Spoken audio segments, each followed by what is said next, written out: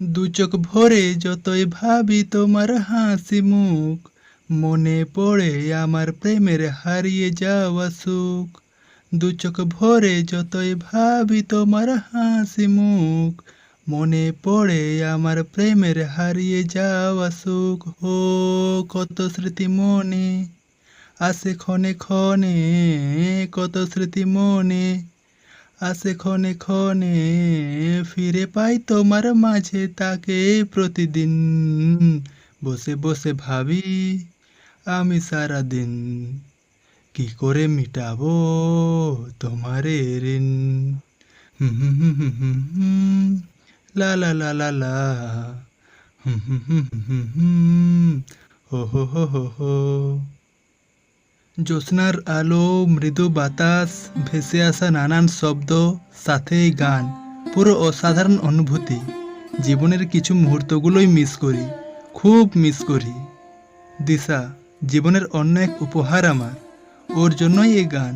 হারিয়ে বেশ বহু বছর হয়ে গেছে, তবে সত্যি অন্য উপহার আমার। বর্তমান আমার সাথে নেই, তবে যতদিন ছিল জীবন, জীবনের মানে বুঝিয়েছিল, বাঁচতে শিখিয়েছিল। সময় যে কী জিনিস ওর সাথে থাকলে বোঝাই যায় না।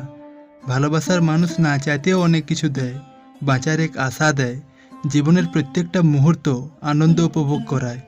কিন্তু যখন সে মানুষটা ছেড়ে চলে যায়, বাকিটা সবাই জানে কি হয়। স্মৃতি আঁকড়ে বাঁচা সবার দ্বারা সম্ভব হয় না, আমার হয়েছে, তাই আমি এখানে। জানেন, এ সময় কয়েকটা ছন্দ খুব মনে পড়ে। তুমি যাকে চাও তাকে যদি পেয়ে যাও, সেটি হলো ভাগ্য। আর তাকে পাবে না জেনেও চাওয়াটা হলো ভালোবাসা। ভালোবাসা 4 অক্ষরের ছোট শব্দ একটি, কিন্তু তার বিস্তৃত বহু দূর। আমাদের হৃদয়, হৃদয়ের গভীর, এমনকি হৃদয়ের গভীর থেকে বের হয়ে জীবনের প্রত্যেকটি ক্ষণে ক্ষণে ভালোবাসা বিস্তৃত। মানিকদা, ও মানিকদা! হালকা আওয়াজ এলো কানে। সামনে তাকিয়ে দেখি ছোটু কিরম চোখে তাকিয়ে আছে। কি রে ছোটু, কি ব্যাপার? তুই এখানে? কি হয়েছে? বলি, ওরম ভাবে কি ভাবছিলে মানিকদা? না না, তেমন কিছু না। ওই একটু। বলি, মাসিমা ঠিক আছে তো? হ্যাঁ হ্যাঁ, মা ঠিক আছে। মায়ের আবার কি হবে? দিবাকর দা তোমায় ডেকে পাঠিয়েছে। দিবাকর? এখন? কিন্তু কেন?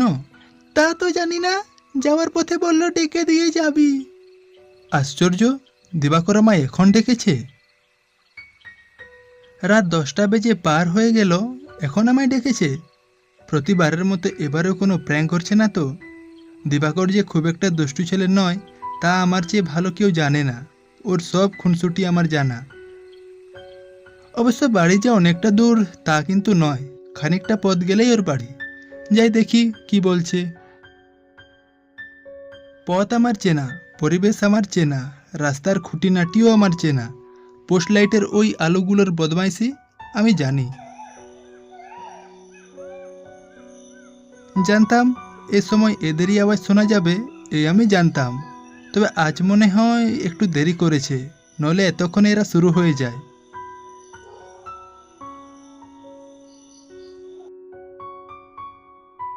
কেউ কি আমার সাথে আসছে? হঠাৎ মনে হলো কেউ যেন আমার পিছু নিয়েছে। পিছন ফিরে তাকাতে দেখি কেউ নেই। হয়তো ছিল, কিংবা ছিল না, কিন্তু আমার এরম মনে হচ্ছে কেন কেউ আমার সাথে সাথে আসছে। কিছুক্ষণ ভাবার পর সামনের দিকে এগিয়ে যাই আমি। ভয় যে আমায় লাগছে তা কিন্তু নয়, এ রাস্তার প্রত্যেকটা কোণা আমার চেনা, ভয়ের কোনো কারণ নেই। কিছুটা পথ এগোতে আমার আবারও অনুভব হয় সাথে যেন কেউ আসছে আমার। আমি পেছনে ফিরে যেই তাকাতে যাব, দেখি এক ছায়া সামনে দিয়ে চু মেরে চলে গেল।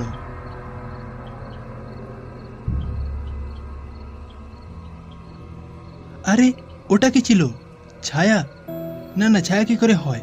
আশেপাশে কোনো জীব নেই, কোনো মানুষ নেই। এত বড় ছায়া মানুষ ছাড়ার কার হতে পারে? হয়তো আমার ভুল ধারণা, ভুল কিছু দেখে ফেলেছি আমি। ছায়াটায় কিচ্ছু নেই, কিন্তু আমি তো স্পষ্ট দেখলাম বিরাট এক ছায়া। এত ভুল কি করে হবে? গা ছমছম অবস্থায় হঠাৎই এক ছায়া পার হয়ে যেতে মনে হলো যেন কোনো মানুষ ইচ্ছে করে আমায় ভয় দেখানোর চেষ্টা করছে।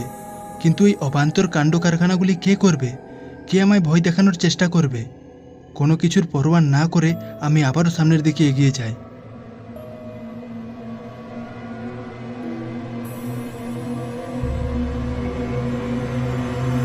ওর বাড়ি আমি পৌঁছে যাই।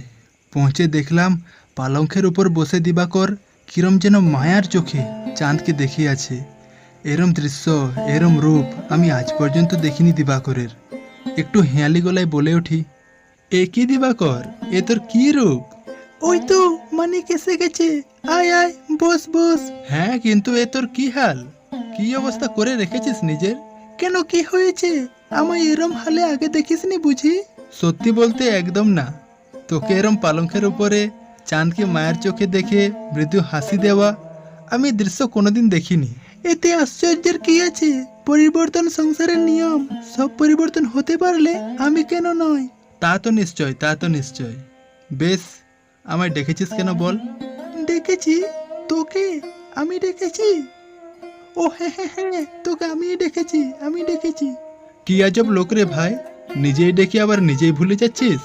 না না, ভুলিনি, আমি তো বেশ ওই একটু মজা করছিলাম।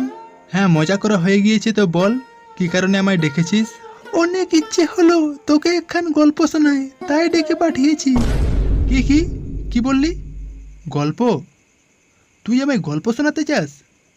মানে এসব এসব কি ধরনের পাগলামো বলতো? পাগলামো নয় রে, আমি সত্যি তোকে গল্প শোনানোর জন্য এখানে ডেকেছি। আশ্চর্য, যাকে প্রতিদিন এত জোর করা হয়, এত বলা হয়, তাও এই দিবাকর আমাদের গল্প শোনাতে চায় না। সে কিনা আজ নিজে ডেকে আমায় গল্প শোনাবে, তাও আবার ব্যক্তিগতভাবে আমায় ডেকেছে। স্ট্রেঞ্জ। কি রে, কি হলো, হঠাৎ চুপ হয়ে গেলি কেন? না মানে, সত্যি বলছিস গল্প শোনানোর জন্য আমায় ডেকেছিস? কিন্তু তোকে যে আমরা এত করে বলি, এত করে বিনতি করি, তাও আমাদের গল্প শোনাস না। সে কিনা আজ হঠাৎ, মানে কি হলো তোর, শরীর ঠিক আছে তো? এই আবার কেমন কথা? এতদিন গল্প শোনাতাম না বলে সমস্যা হতো, এখন শোনাবো বলে ডেকেছি, তাও তোর সমস্যা হচ্ছে? মানে ঠিক কি চাইছিস কি তুই, একটু খুলে বলবি? ওরে বাবারে, আচ্ছা বেশ, এই আমি চুপ করলাম, নে শুরু কর। তো কি হয়েছে? বিরাট এক প্রাসাদে ছিল এক রাজা এবং তার ছেলে। ওরা ছাড়া তৃতীয় ব্যক্তি বলতে কেউ ছিল না এই প্রাসাদে। রাজার বিরাট ধন সম্পত্তি। এটাই সেই দিবাকর যাকে আমি ব্যক্তিগতভাবে চিনি। ছেলেটি ভালোর সাথে সাথে খুবই দয়ালু। কয়েকদিন আগে যা কাণ্ড করেছে শুনলে আপনারা চমকে উঠবেন। এই এত বড় বাড়িতে দিবাকর একাই থাকে, কারণ গত 6 বছর আগে একটা দুর্ঘটনায় ওর বাবা মা দুজনই হারিয়ে গেছে। তখন থেকে দিবাকর একাই থাকে। প্রথমে খুব কষ্ট হতো, কিন্তু এখন মানিয়ে নিয়েছে, নিজেকে নিজের মতো গুছিয়ে নিয়েছে। তবে আমি মনে মনে ভাবছি, এভাবে বেশি দিন চলতে দেওয়া যাবে না। এবার ওকে কোনো এক মেয়ের পাশে দাঁড় করাতে হবে, যে ওকে ওর মতো করে ভালোবাসবে। ও মা, ওটা আবার কি পার হলো? কি হলো, কি বলছিস? হ্যাঁ, না না, কিছু না কিছু না। খানিকক্ষণ আগে যে দৃশ্য আমি দেখলাম, আদেও কি বাস্তব নাকি মনের ভুল আমার? না না, মনের ভুল কি করে হয়? আসার পথেও ঠিক এরমই দৃশ্য আমি দেখেছি। আচ্ছা, এটা সেই ছায়া নয় তো? এবারে আমার সত্যিই ভয় করছে, কোনো কিছুর বিনিময়ে আমায় শত্রু ভাবছে না তো? কিন্তু আমি তোর মুখটাই ঠিক করে দেখিনি, ছায়া দেখে কি করে বলি এটা ও ছিল না ও?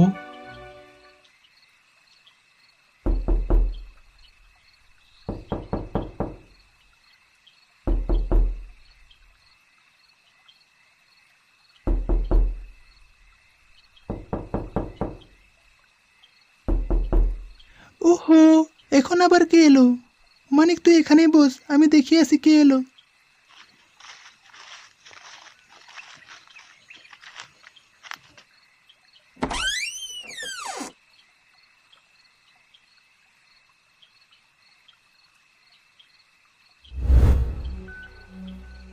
এতক্ষণ হয়ে গেল, এখনো এলো না কেন? কে এমন এসেছে যার সাথে দিবাকর গল্পে ব্যস্ত হয়ে গেল? দেখি তো। বিনা কোনো শব্দে আমি সদরের দরজার দিকে এগিয়ে যাই। দিবাকর কারোর সাথে যেন কথা বলছে, তার মুখখান আমি ঠিক দেখতে পাচ্ছি না। আর এভাবে কেন বলছে? ওকে তো ঘরের ভেতরে নিয়ে আসা উচিত। এই দিবাকর, তুই কি রে, অতিথিকে এভাবে বাহিরে দাঁড় করিয়ে রেখেছিস? পাল্টে কোনো জবাব নেই। কিছুক্ষণ আগে থেকে কেমন যেন অস্বাভাবিক ঘটনা ঘটে চলেছে আশেপাশে। তখন এক ছায়া দেখলাম, এখন দিবাকর কার সাথে কথা বলছে, কোনো জবাব নেই। এই দিবাকর, কি ব্যাপার কি? নিয়ে আয়, ওনাকে নিয়ে আয়। দাঁড়া, আমি একটু আসছি। আসছি মানে? কোথায় যাবি? ওদিকে, ওদিকে যাব, তুই এখানেই থাক, আমি আসছি। হ্যাঁ, কিন্তু কোন দিকে? এ কি, চলে গেল? যা, কিন্তু ওরম হন্তদন্ত হয়ে দিবাকর কোথায় গেল? দেখি তো। এ কি, দরজা দরজাকে বন্ধ করলো? ভয়ে হাত পা এমনিতেই শূন্য হয়ে আছে, উপর থেকে এরম কাণ্ড। এই দৃশ্য দেখে আমার কেমন যেন একটা অনুভব হচ্ছে।